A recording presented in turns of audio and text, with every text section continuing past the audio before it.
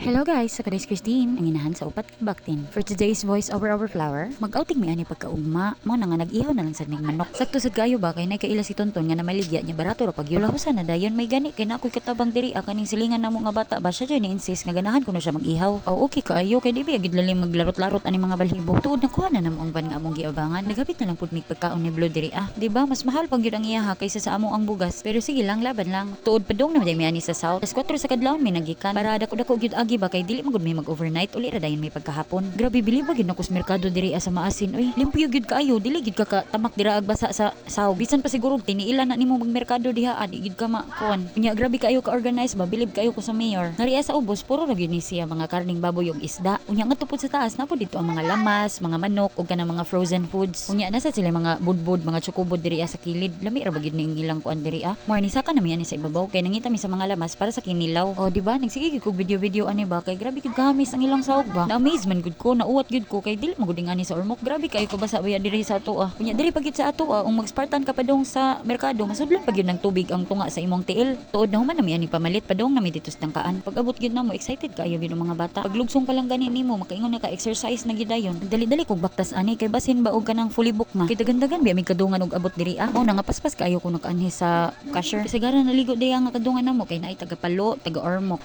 Mo nakaybaw ko kay kanang cashier nangutanan na siya nako og nagpa-reserve daw mi daan anak ko wala siya. Okay, naamagod ko ni nagpa-reserve nga taga Ormoc sad. Nindot unta kayo diri ba unya barato ra pag yun ang nakaapan lang gyud layo lang gyud kaayo kapoy kayo biyahe. O na sunod og mobalik mi diri mag-overnight na lang gyud siguro mi. Wala sad ko kapangutana og pwede ba ka mag-overnight diri Puho nang amo ang pangdadon na pod kanina pong mga silingan namo diri sa SM. Ang butog manguyag basag ni sila nga puro naman sila mga busy kaayo. Tuod ng kaplastar na gyud mi diri sa cottage. Di gyud makalimtan ning pantulak oy. Ala naligo ng siya.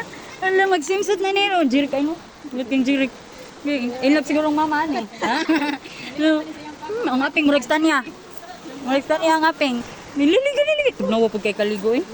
Moto si Bibi Chia, anak siya ni Jirek sa amo ang ikatulong nga igsuon. Excited na kayo sila maligo kaso tugnaw gyud kaayo kay hangin kayo. And kami diri busy kayo make prepare aning sa among para pagkaon. Si Tonton mo gyud siya iyang papel permente bisan pagkinsa niyang kauban kay tigsugba gyud siya ganahan gyud na siya magsugba-sugba. Ako sila giingnan nga kuha ditong pantulak kay para maganahan sa magsugba diha. O di ba abdik sad kayo nakakuha ang kulong. Ako diri naglimpyo ko sa isda nga kilaw nun. Tuod mahal-mahal man dayong mga tinda diri sa maasin no. Kay diri na magud mi nangumpra sa maasin sa merkado ang ilahang baboy nga sugbaon nun tag 380 gyud. Murag binta pa man sa ato kay murag tag 320 nagay ugan tag 290 na lang. Pero sige na lang kay uli naman ang tanan alangan na magbubalik pa mi kurmok para magpalit og karne no. Tuod ako aging nan si Tina nga pagkuyog og amiga nimo para pod malingaw ka. Mo na nga gikuyog ni ang duha niya ka amiga si Stephanie ug si Yasi. Nindot kayo ilang dagat no kanang murag mini Boracay gani. Ang ari lang sa among cottage dapit medyo daghan lang gid kayo siya bato kay ngano pulibok na mo dito sa may bus gyud. Na sunod ug mobalik mi diri manawag na lang gyud mi daan para maka-reserve mi daan dito sa cottage nga walay mga daghan bato. Tuod mo ra nimo mga baon kay pila ra ba sa taon mi kabuok gamay ra man gud mi kay wala man gud ni uban sila mama. Gipinauban na mo si mama kaso lang mas gipili gyud niya nga maninda kun usay siya. Mo na nga si Gigi na lang among giuban.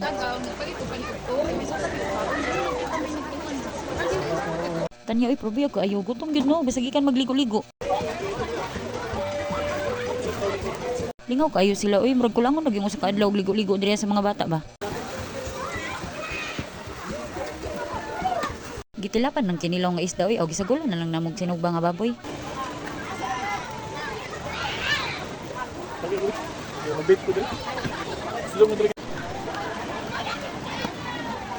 Pero among mga bitbit diri puro ra gyud plato way kutsara way baso dili ra gyud ka mag-gool diri kay naglumbay ra mo ni mga tindahan sa tapad.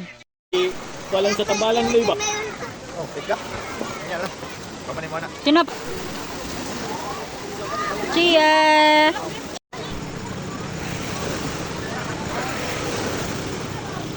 Padulong miss tumoy ani kay magpictorial mi. Mas nindot-nindot man gud diri ang view unya mas less ang mga tao ba. Pag human na mo diri ako agi patulog si Chia kay para pag makabanding iyang mama ug papa. May gani kay ana diri sa dintaon ta. Tuod pag alas 2 ani padulong na mi uli. Gituyo na mo nga sayo mi uli para dili ra gid mi magdali sa daan. Diri na gid ang kalbaryo kay prebeyag kayo ang hagdanan pasaka gid kaayo.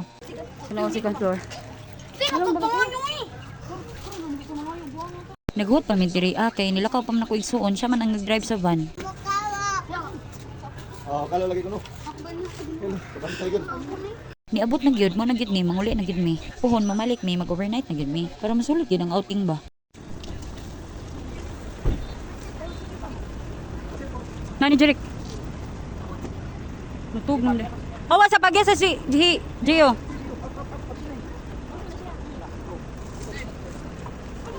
Kaluoy gipang kapoy na in town. Hagbag gyud in town ni sila pagbiyahe. Nihunong sad mi diri sa bato kay para mamalit mi ani mga chukubod. Mo man gud ni ilang dili kasi diri sa bato ug sa Hilongos ang kaning chukubod lami gid kaayo. Magpasabay gani unta ko ani unya kay gikapoy naman hinuon kog post oy. Mayon lang unta to ba makaginan siya gamay. Sige lang next time na lang pohon mamaligya niya ko ani palit niya mo ha. Gitagsaan ako mga amiga ni Tina kay mayon lang na sila ikahatag sa ilang mama ba malipay na lang pod. Oh, iba na na. Kaning may mamay banon na. Oh.